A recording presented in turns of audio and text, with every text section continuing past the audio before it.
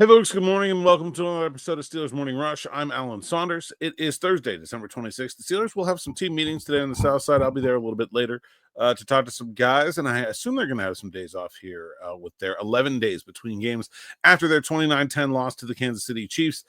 I want to talk about the Steelers' defense and what's been going on and what's wrong.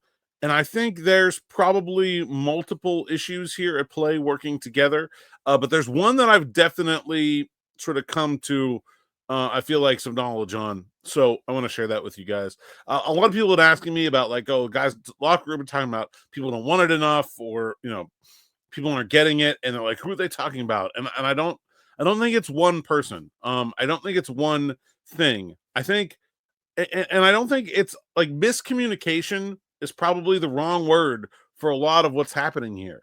I think there's a lot of I got it, I don't got it.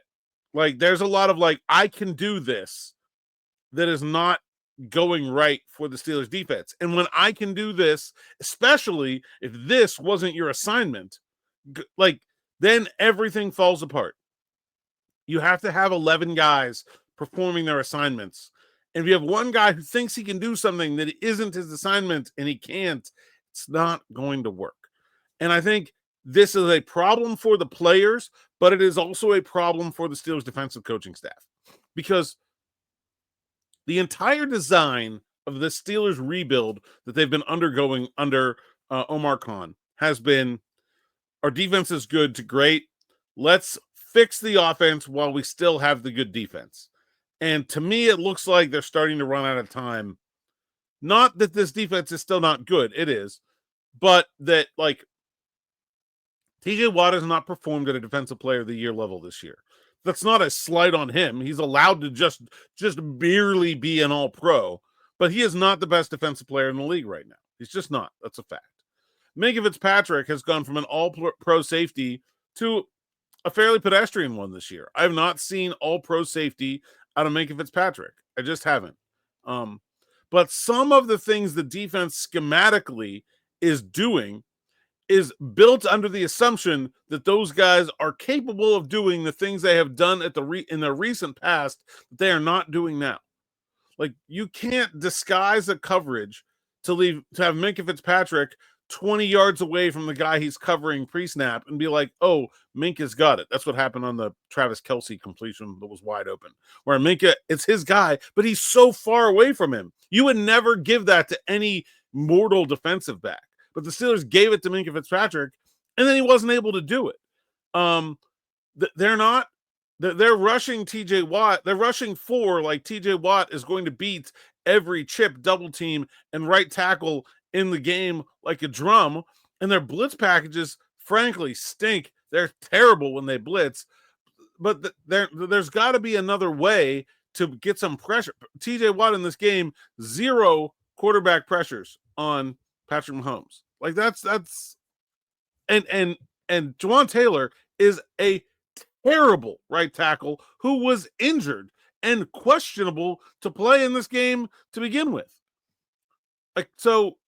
You can't just look at the matchup and say Juwan Taylor, oh, TJ Watt's going to dominate. It didn't happen.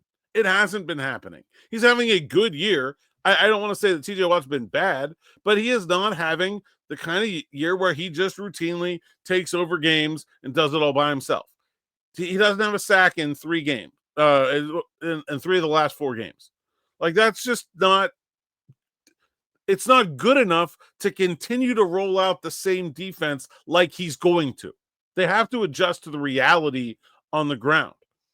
And players themselves have to adjust to their own reality. If you look at that touchdown to Xavier Worthy in the first half, Minkah Fitzpatrick is over there. There's no one else Minkah Fitzpatrick should be covering. No one's confused. No one's miscommunicating. Minkah's just trying to hedge between the back and the nearest receiver and says, oh, I'll get to the flat. And then he gets beat. They literally wear shirts on this team that say, don't get beat to the flat. And it's on Minkah to say, hey, man, for what, that guy's really fast. I got to give him more respect. I can't do all these things that I was doing before and still make it all work. Sometimes less is more in the secondary. And so I think the Steelers need to come to terms with the defenders they have, not the defenders they have had, and the defenders they want, and find a way to make some adjustments to this scheme to make this defense like. Are the Steelers good enough to beat the Kansas City Chiefs straight up most of the time? No. Should it be closer than 19 points? Yes. Like, when you want to talk about winning a playoff game, they just need to be a little bit better. It's not like they need to completely revamp who they are as a defense. They just need to play a little bit better than they have the last couple of weeks. They were playing better earlier this year. And even though they're playing better opponents right now, like, they're not playing as well as they were then either. And so I think there's some work to do with this defense in terms of, I think maybe buy-in is the wrong word. I think there's a look in the mirror was a word that Alex Highsmith used. I think Patrick Queen used it before. I think players need it individually, and I think the team needs it collectively. Where, hey, maybe we aren't as good as we thought we were. How can we maximize what we are? And I think that's going to be hard to do. I think egos get in the way of that all the time at the NFL level, but I think that's what's going to be required to have this defense be successful. I wrote yesterday at SteelersNow.com, I'm not surprised that the Steelers lost these 3 games. I expected it. I think everyone reasonable should have expected it. I think everyone did expect it when the schedule came out in May, and then somewhere along the line, it's like the NFL scheduled the Steelers to play 3 Super Bowl contenders with 2 of them on the road in 11 days. That's completely unfair. They're never going to win those games. And then they lose them and say, why would Mike Tomlin do this? It was probably going to be losses, but it's one thing for us to say it and know it. It's different than the guys on the team to feel it. They have to prevent this losing streak from becoming something. If the Steelers go back in week 18 to playing the way they were last week, 2 weeks ago, 3 weeks ago, whatever, they'll beat the Bengals. They'll go into Houston and beat the Texans if we get the Steelers we've had all year. But this losing streak could cause guys to fracture, could cause conflict, could cause things to change in negative ways. And so dealing with that part of it will be the biggest job for Mike Tomlin.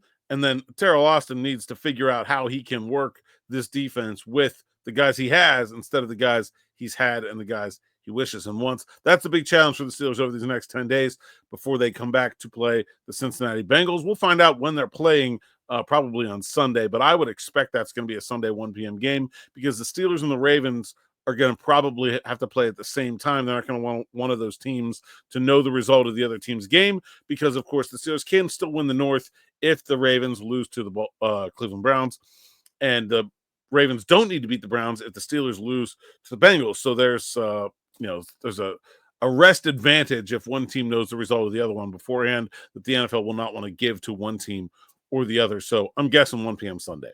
That's all I got for today. Be back with more for Afternoon Drive with Smitty at 6. Until then, thanks for listening. Thanks for watching, and we'll see you next time.